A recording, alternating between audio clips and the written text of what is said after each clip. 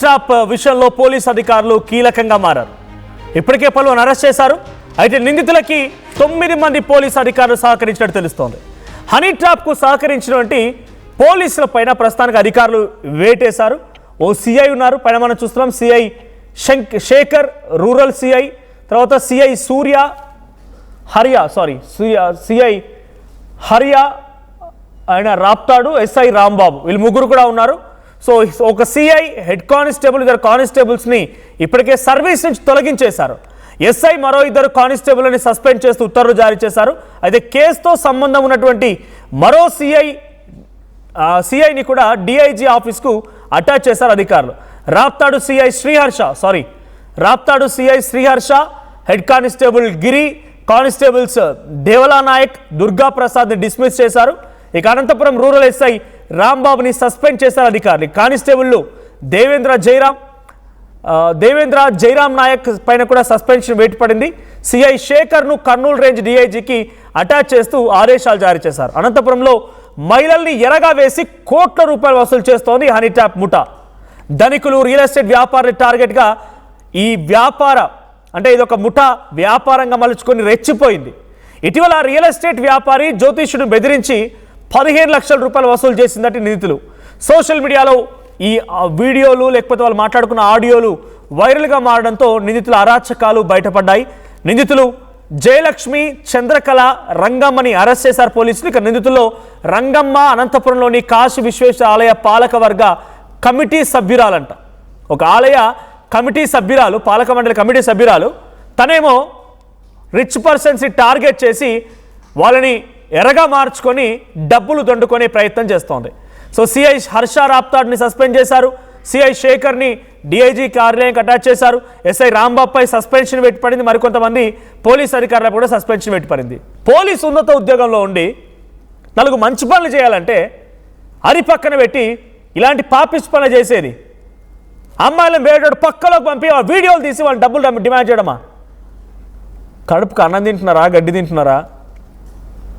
ఒక ఉన్నత స్థాయి ఉద్యోగంలో సమాజాన్ని మంచి మార్గం వైపుగా నడిపించి ఒక పవర్ఫుల్ పొజిషన్లో ఉన్నటువంటి మీరు కాకి చొక్కా విలువ తీశారు.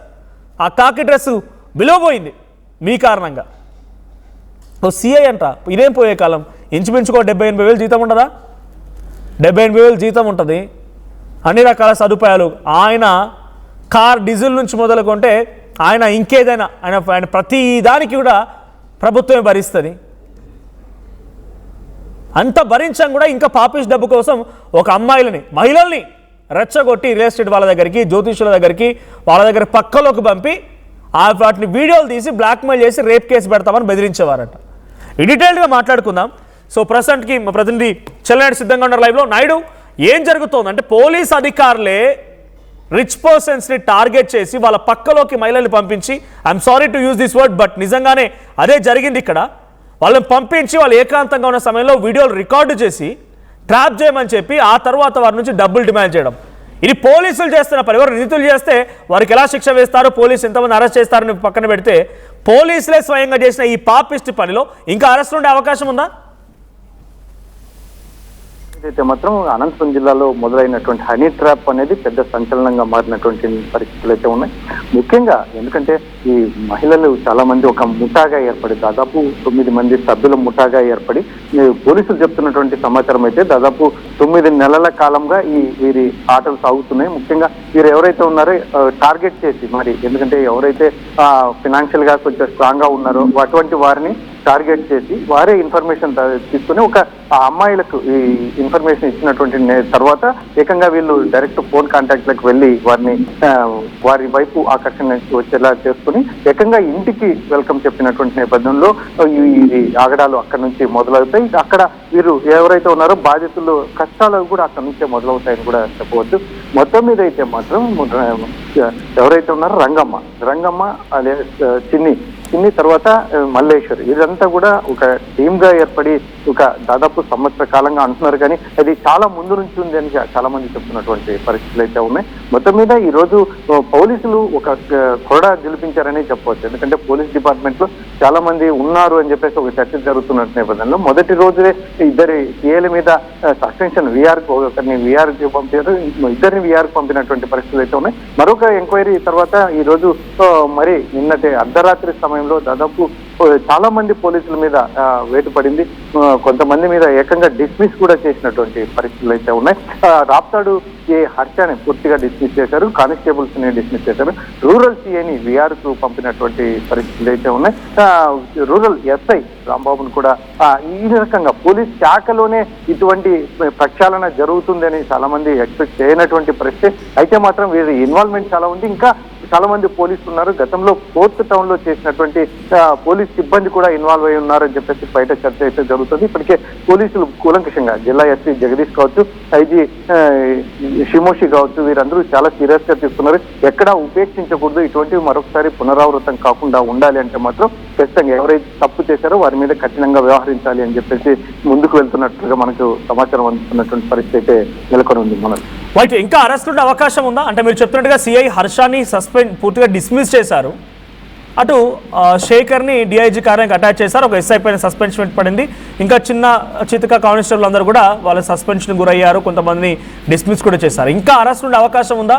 ఏకంగా ఇద్దరు సిఐలు, ఒక ఎస్ఐ, హెడ్ కానిస్టేబుల్ మొత్తం పోలీస్ వ్యవస్థనే ఈ దందాకు పాల్పడుతున్నట్టుందిగా.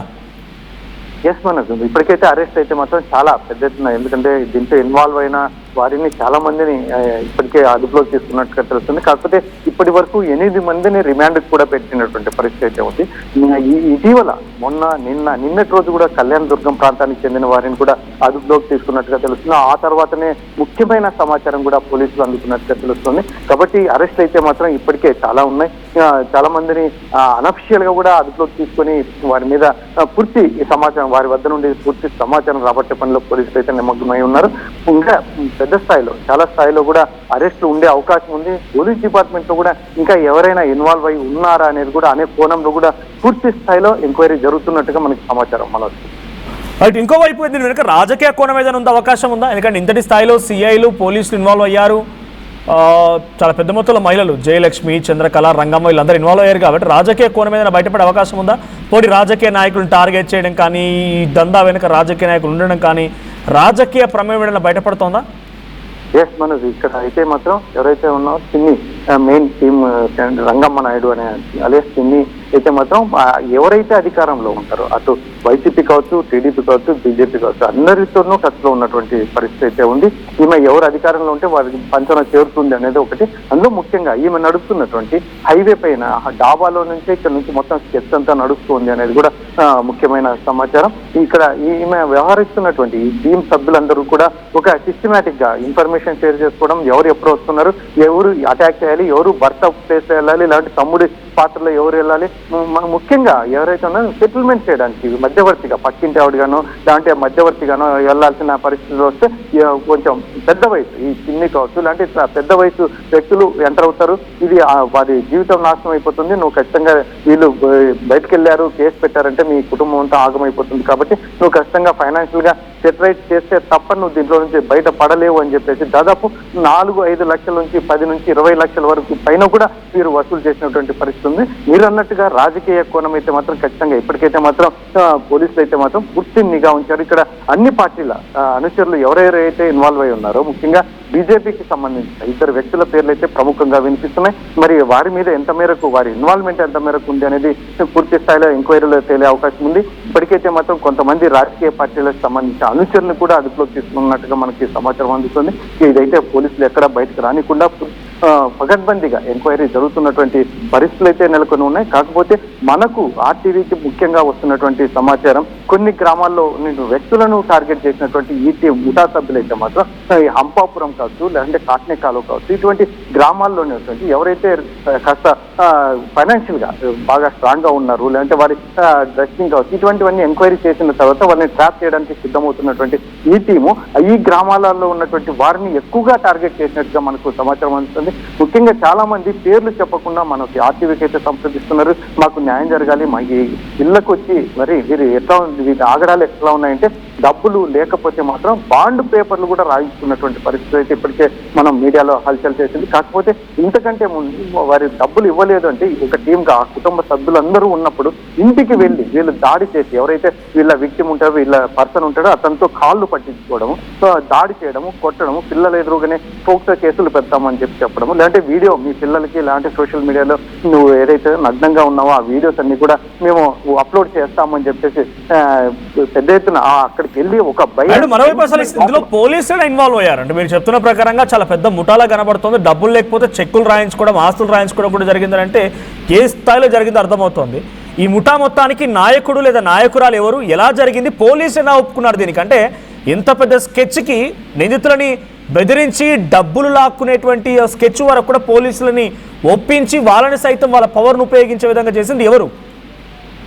ఇది ఎక్కడంటే వీరికి దాదాపు పోలీసుల టైం అయితే చెప్తున్నది 9 months అండి. 9 months యథేచ్ఛగా వీరికి ఎక్కడ ఎదురు అనేది తగలకుండా జరుగుతున్న ముందుకు రోజుకు 4-5 లక్షల నుంచి దాదాపు 20-25 లక్షల ఇన్కమ్ వీరి. కాబట్టి వీరంతకు వీరే పోలీసుల దగ్గరికి వెళ్ళి ఇన్వాల్వ్ అయ్యేటట్టు, ఎందుకంటే రేపొద్దున ఏదైనా సమస్య వస్తే మాత్రం ఖచ్చితంగా పోలీసు వైపు నుంచే వస్తాయి కాబట్టి పోలీసుల్ని కూడా ఇండైరెక్ట్ గా ఇన్వాల్వ్ చేసినట్టుగా మనకు సమాచారం అందుతుంది. అయితే మాత్రం ఈ రాప్తాడు సిఐ ఖర్చు అయితే మాత్రం చాలా అసలు పెద్ద ఎత్తున దీంట్లో ఇన్వాల్వ్ అయి ఉన్నాడు. ఎందుకంటే ఆ డాబాలో, ఎందుకంటే రాప్తాడు లిమిట్స్కే ఈ డాబా కూడా వస్తుంది, ఆ డాబా నుంచే మొత్తం యథేచ్ఛగా ఇటువంటి కార్యక్రమాలు జరిగే ఈ ఏదైతే ఉందో పోలీసు కానిస్టేబుల్స్ వరకు కూడా డబ్బు విపరీతంగా వెళ్ళింది. ఇదంతా పూర్తిగా ఎవరెవరికి ఎంత వెళ్ళింది, ఎంత మేరకు వెళ్ళింది, ఎన్ని కోట్ల రూపాయలు చేతులు మారాయి అనేది కూడా జిల్లా ఎస్పీ జగదీష్ కులంకషంగా ఎంక్వైరీ చేస్తున్నట్టుగా మనకి సమాచారం అయితే అందుతుంది. కింది స్థాయి పోలీస్ కానిస్టేబుల్స్, సిఐ, ఎస్ఐ ఇటువంటివన్నిటిని కూడా ఎక్కడెక్కడ వీరి ఏదైతే ఉందో టార్గెట్ చేసుకుని ముఖ్యంగా వీళ్ళ సపోర్ట్ తీసుకొని యథేచ్ఛగా రెచ్చిపోయారో అవన్నిటిని కులంకషంగా మాత్రం బయటకు తీసుకొచ్చే పరిస్థితులు అయితే పోలీసులు కనిపిస్తున్నారు. ఇప్పటికైతే నిన్నటి వరకు పోలీసుల మీద కూడా అనుమానం ఉన్నటువంటి పరిస్థితుల్లో నిన్నటి రోజు పోలీసులపై కూడా కొరడా జల్పించినటువంటి పరిస్థితులు అయితే ఉన్నాయి. మొత్తం మీద అయితే మాత్రం ఈ రోజు ఈ హనీ ట్రాప్ లో చిక్కుకున్న వాళ్ళు చాలా మంది లక్షల రూపాయలు పోగొట్టుకున్న వాళ్ళు బయటకు రాలేనటువంటి పరిస్థితి ఉంది. మనం ఒకటే చెప్తున్నాం, ఆర్టీవీని సంప్రదిస్తే ఖచ్చితంగా మనం, ఎందుకంటే వారికి చాలా గౌరవ మర్యాదలతో కూడినటువంటి పరిస్థితులు ఉంటాయి, ముఖ్యంగా బయటకు వస్తే భయపడే పరిస్థితులు ఉంటాయి. కాబట్టి పిల్లలకు పెళ్లిళ్ళు చేయాలి, లేదంటే పిల్లలు ఇబ్బంది పడతారు, ఫ్యామిలీ ఇబ్బంది పడతారు, ఈ రకంగా వాపోతున్నారు తప్ప బయటకు రాలేనటువంటి పరిస్థితి. కాకపోతే వారైతే మాత్రం సమస్యతో బయటకు వస్తే మాత్రం వారికి న్యాయం జరిగేలా మాత్రం పోలీస్ అధికారులతో మాట్లాడి ఉన్నతాధికారులు ఇటువంటి వారు ఎవరైనా ఉంటే కూడా బయటికి రండేనే వెల్కమ్ చెప్తున్నటువంటి నేపథ్యం. కాబట్టి ఇటువంటి సిచ్యువేషన్ లో ఆర్టీవీ కూడా ముందుంటుంది, ఖచ్చితంగా వారికి న్యాయం చేసే విధంగా. ఎందుకంటే వారు ఏదో అప్పులు చేసి బయట ఏదో వడ్డీలు తీసుకొచ్చి కూడా వీరికి పెద్ద మొత్తంలో మొట్ట చెప్పినటువంటి పరిస్థితి. కాబట్టి ఇది ఇంకా కుట్రకురాన్ని ఛేదించే విధంగా సిట్ని కానీ లేకుంటే ప్రభుత్వం మీద ఇన్వాల్వ్ అయిన ఎక్కడైనా ఖచ్చితంగా ఇప్పుడైతే మనకు ప్రభుత్వం నుంచి జిల్లా ఎస్పీ కావచ్చు, ఇది శిమూషి గారికి కావచ్చు, వీరందరికీ కూడా పూర్తి స్థాయిలో మనకు క్లియర్ కట్ ఏదైతే ఇండికేషన్స్ ఇచ్చినట్టుగా మనకు తెలుస్తుంది. ఎందుకంటే దీంట్లో ఎవరు ఉన్నా ఉపేక్షించవద్దు, ఏ పార్టీ అయినా ఉపేక్షించవద్దు, ఎంత స్థాయి అధికారులైనా ఉపేక్షించవద్దు అన్నట్టుగా మనకి సమాచారం ఉన్నట్టు తెలుస్తుంది. అయితే అందుకనే ఈ రోజు నిన్న అర్ధరాత్రి ఏకంగా ఇంతమంది పోలీసుల మీద వేటు పడింది. అయితే రాబోయే కాలంలో ఇప్పుడు ముఖ్యంగా ఏదైతే బాధితులు ఉన్నారో వారికి ఎలా న్యాయం చేస్తారు అనేదే ఒక 100 ప్రశ్నల మిగిలిపోయినటువంటి పరిస్థితులు అయితే ఉన్నాయి. Manoj, right, thank you Naidu. So మొత్తంగా పోలీసులే దగ్గరుండి మహిళల్ని ఈ ట్రాప్లోకి దించి వాళ్ళకు ముందుగానే కాంటాక్ట్ నెంబర్ ఇస్తారు, వాళ్ళకి సోషల్ మీడియా అకౌంట్స్ ఇస్తారు, ఎవరైతే ట్రాప్ చేయాలో రిచ్ పర్సన్స్ ఉంటారో వాళ్ళకి సంబంధించి మొత్తం డీటెయిల్స్ని ఈ మహిళలు రాబట్టేస్తారు. మెల్లమెల్లిగా ఆ మనిషిని ముగ్గులోకి దించి ట్రాప్ చేసి తర్వాత కలుద్దామని చెప్పి వెళ్ళి కలవడం, వారు ఏకాంతంగా ఉన్న సమయంలో ఇక్కడ పోలీసులు వీడియోలు రికార్డ్ చేయడం. సో పోలీసులు లేదా ఇంకెవరైనా వీడియో రికార్డ్ చేయడం, వీడియో రికార్డ్ చేసిన దాన్ని పెట్టి బ్లాక్మెయిల్ చేసి వారి దగ్గర నుంచి డబ్బులు డ్రా చేసే ప్రయత్నం చేయడం, లక్షల రూపాయలు, కోట్ల రూపాయల వరకు డబ్బులు దండుకునే ప్రయత్నం చేశారు పోలీసులే. స్వయంగా ఇటువంటి వాళ్ళు ఎవరైనా జరిపితే ఇది క్రైమ్గా భావించి ఆ అబ్బాయినో లేదంటే ఆ మహిళనో, ఆ వ్యక్తినో ఆ మహిళనో కొంత అరెస్ట్ చేసి తగు చర్యలు తీసుకోవాల్సిన పోలీసులే దగ్గరుండి మరి వాళ్ళకి పడకలేసి వాళ్ళకి పక్కలేసి వాళ్ళు అక్కడ పడుకున్న తర్వాత వీడియోలు తీసి బ్లాక్మెయిల్ చేయడమా? ఓ రియల్ ఎస్టేట్ వ్యాపారిని, ఓ జ్యోతిష్యుడిని ట్రాప్ చేసిన తర్వాత ఆ వీడియోలు తర్వాత కొన్ని ఆడియోలు బయటకు రావడంతో ఈ విషయం బట్టబయలేదు. ఇప్పటికే ఓ సిఐ 2 కానిస్టేబుల్ని సస్పెండ్ కాదు ఏకంగా డిస్మిస్ చేశారు. ఓ సిఐని అటాచ్ చేశారు, డిఐజీ ఆఫీస్కి అటాచ్ చేశారు, ఇంకో ఎస్ఐని కూడా సస్పెండ్ చేసినట్టు తెలుస్తోంది. సో దీని వెనక ఉంది రంగమ్మ అనేటువంటి ఒక మహిళ. కాశీ విశ్వేశ్వర ఆలయంలో అనంతపురంలోని కాశీ విశ్వేశ్వర ఆలయ పాలక మండలిలో కమిటీ సభ్యురాలుగా ఉన్నట్టు రంగమ్మ దీని వెనుక ఉన్నారన్నట్టుగా పోలీసు అనుమానం వ్యక్తం చేసి అరెస్ట్ చేశారు. సో ఇప్పటివరకు 9 మందిలో 8 మంది అరెస్ట్ అయ్యారు, ఒకరు మిస్ అయ్యారు, ఇంకా అరెస్ట్ ఉండే అవకాశం ఉంది. రాజకీయ కోణం కూడా దీని వెనుక ఉందన్నట్టుగా కొంతమంది బీజేపీ నాయకుల పేర్లు కూడా బయటపడుతున్నాయనేది ఆర్టీవీకి అందుతున్న సమాచారం. చూద్దాం మరి ఈ కేసులో ఇంకెవరు ఉన్నారు, ఏ రకంగా బయటపడతాయని. So please be careful. Social media, Instagram, WhatsApp, Snapchat, Facebook, ఇంకే దాంట్లో మీకు ఒక అమ్మాయి మెసేజ్ చేసిందంటే మీరు డెఫినెట్గా ట్రాప్గా భావించండి. మీ అంతటా ఆ అమ్మాయి ఆమె చేసి మిమ్మల్ని ముగ్గులోకి దించే ప్రయత్నం చేస్తున్నారంటే you are in a trap. So please be careful. అటువంటి విషయాలపైన జాగ్రత్తగా ఉండండి.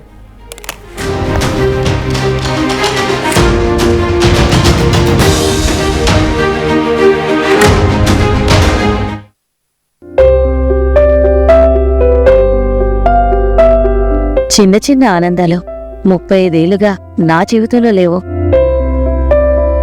35 ఏళ్లుగా నేను డైపర్లలో బ్రతికాను. 6 సెంటీమీటర్ల ఫిస్టులా నా మూత్రాశయంలో లీకు కారణమైంది. ఎవరూ నాకు సహాయం చేయలేకపోయారు. ఏఐఎన్యూలో వైద్యులను కలిసే వరకు అక్కడ వారు రోబోటిక్ శస్త్రచికిత్సతో నాకు పరిష్కారం ఇచ్చారు.